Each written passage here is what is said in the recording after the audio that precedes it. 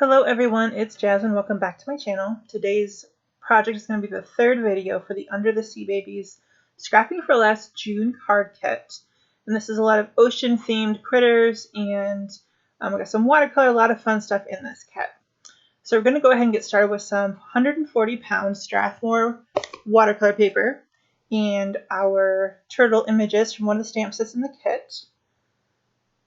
And we're going to stamp that using the Misty and Ink on 3 Blackout Hybrid ink. So this ink is suitable for almost any coloring medium, including Copics, and watercolors, colored pencils, lots of fun stuff. So it makes it really versatile. So we've got a dot card from Daniel Smith, and there are 6 colors on here to use in your watercolors. Daniel Smith is a professional level watercolor, but I use them at home. A lot of people use them. They're fantastic watercolors. So I was really excited to see this dot card in this card kit because it kind of gives you a little bit of something to play with. There is enough paint on the dot card to do a couple projects with. So it just kind of gives you a little bit of a get your feet wet type of thing. So I'm going to go ahead and paint my turtles using mostly greens, a little bit of blue, kind of give it a little bit of variation in tone so that it's not all monotoned. So I've combined some darker greens, lighter greens, some blues, just trying to get some variability and a little bit of true to life color in the sea turtles. If you want to, you can Google images of sea turtles to see what they truly look like in the wild. And I often do that when I'm not sure quite how to color something. And I'm going to use my watercolors on the turtles and on the background. But you want to wait until, if you do the background first, you wait till that's completely dry and then you do your turtles, or vice versa. Because what can happen is if you do wet on wet, like I like to do, wherever there's moisture is where the paint will travel. So if you do your background and it's still wet and then you try to do your turtles, the two components of your painting can come together. And it might be fine, but it might not be fine. So I tend to do the subject matter, the critters first, and then the background. You can also do your critters, wait till they're dry, add some masking fluid over the top, wait till that's completely dry, and then do your background. And that will kind of guarantee that you don't get any of your background colors onto your critters or vice versa. But it is easier to mask smaller areas than it is bigger areas. So just kind of keep that in mind.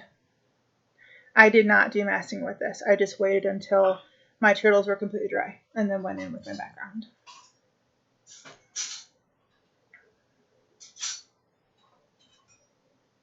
And you want to make sure you're using a waterproof ink so that your lines don't smear.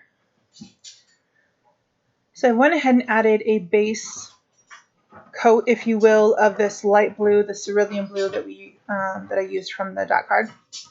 And now I'm going to go ahead and add another layer of water.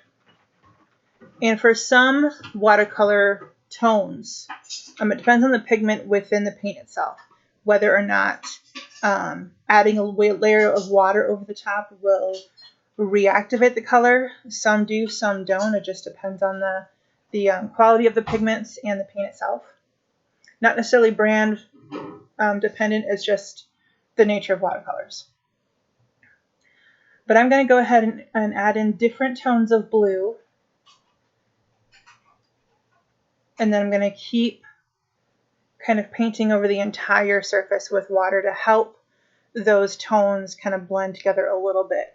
I don't want to lose the different colors that I've got, but I do want them to blend slightly so it doesn't look like I've painted stripes of color.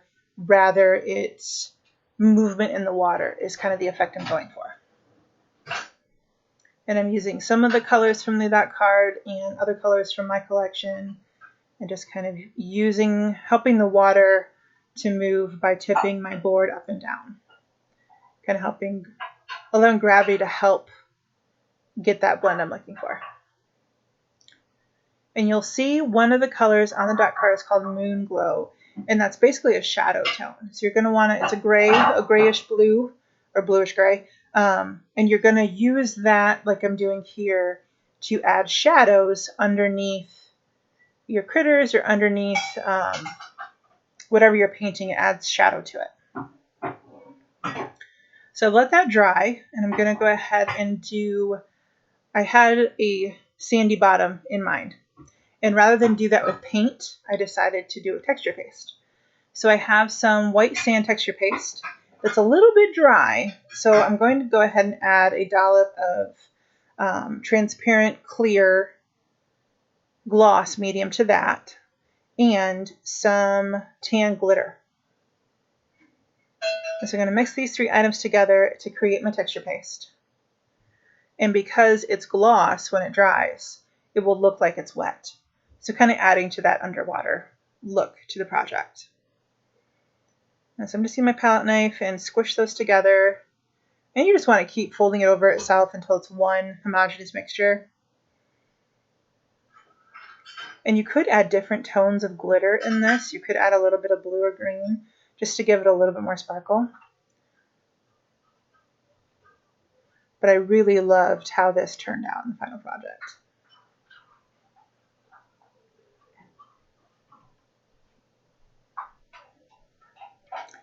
So I'm just going to use my palette knife and add it to the project. And I'm not completely smoothing it down because I want that texture.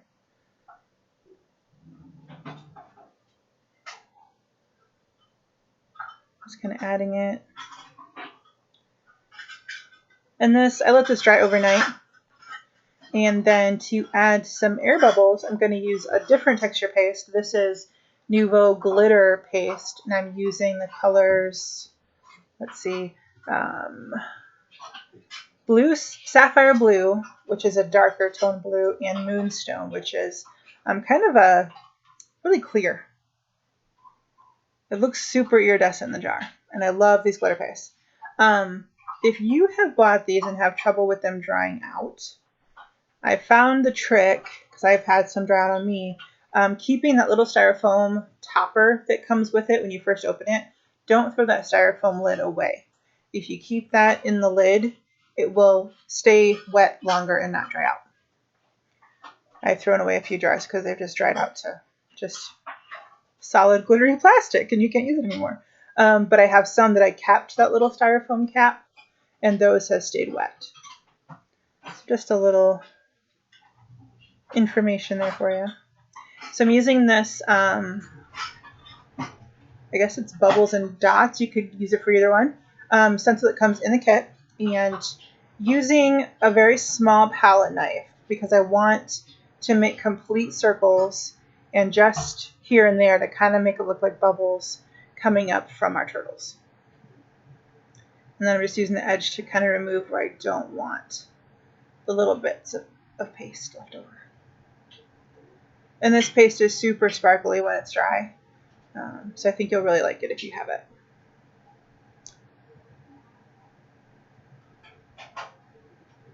So down to the last step, I've trimmed down my watercolor panel. And we're going to mount it using some Be Creative tape or score tape. It goes by both names. It's my favorite dry adhesive. It's fantastic stuff. Super sticky. So if you're applying it, make sure you want it there permanently, because if you take it off, you're going to damage something. So this is cardstock from the kit, and I've used one of the sentiments from the kit as well. Stamped that using liquid platinum embossing powder and Versamark. I'm going to go ahead and stick down my panel. And this is a top folding card base, so I've trimmed my cardstock in half lengthwise. So it is 11 inches by 4 1/4. And then fold it down by half, so it's 4 1/4 by 5 1/2. And then when I peeled off my yellow tape, I did get a corner of the paste come off. So I'm just going to kind of hide that using a couple of the embellishments in the kit. And these are little wooden embellishments. One is a clamshell, the other is a starfish. Super cute, really versatile. And then from the sequins that you get in the kit as well, I'm going to add one of those little orangey, shiny seashell sequins. And then I've got some of the little turquoise sequins that are in that same little bag. I'm going to add some glue on those and then add those here and there too. Because you can never have too much shine and sparkle in your underwater scenes, right?